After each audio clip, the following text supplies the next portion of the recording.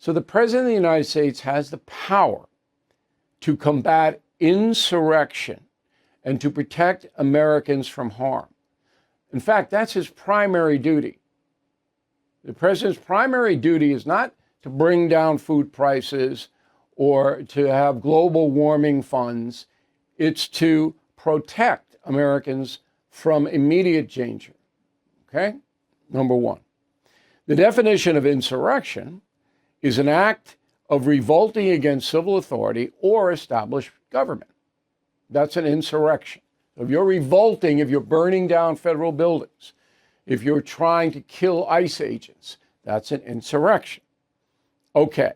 There is an act, the Insurrection Act, passed by Congress, signed by the President, 10 U.S.C. 251255. Quote, whenever the President considers the unlawful obstructions, combinations, or assemblages or rebellion against the authority of the United States make it impracticable to enforce the laws of the United States in any state by the ordinary course of judicial proceedings, he may call in federal service such of the militia of any state and use such of the armed forces as he considers necessary to enforce those laws or suppress the rebellion.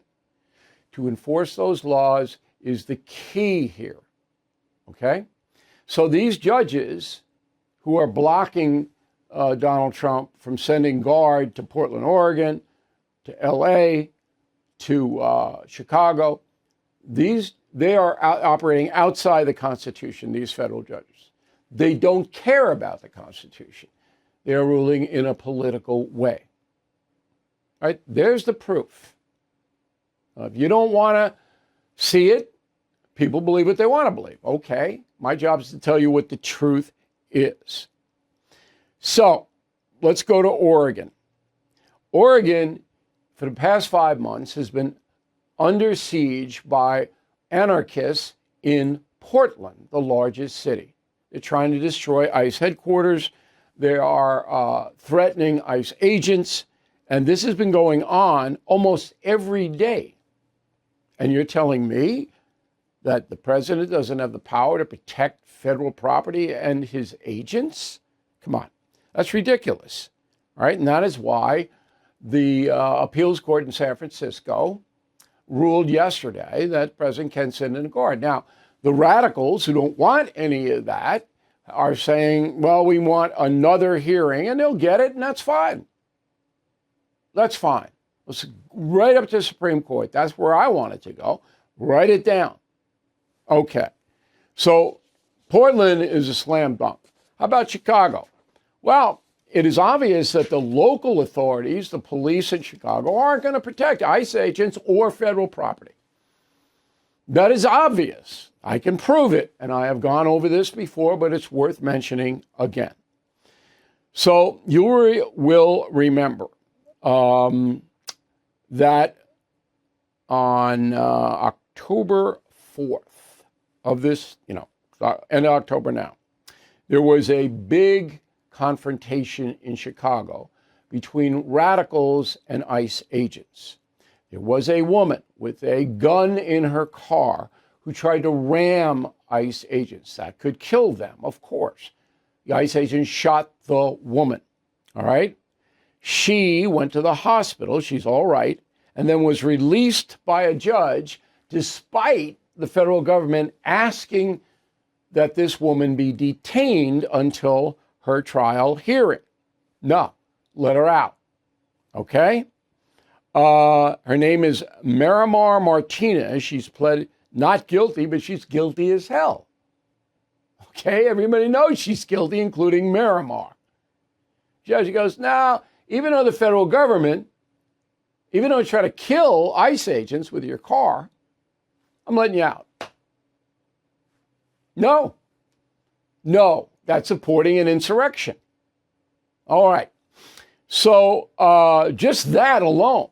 But then we have a recording, because when all this happened, the Chicago police were informed. Somebody called 911, and units were on their way to see what was happening regarding the ICE agents and the demonstrators.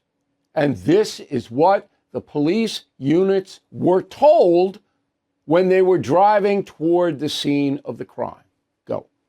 And again, per the Chief of Patrol, we have all the units that for 999. Chief of Patrol said all units clear out from there. We're not sending anybody over to that location. 62, we're going to clear out as soon as we can, Spud. We're like locked in over here, so we're going to do the best we can to get out of here as soon as we can.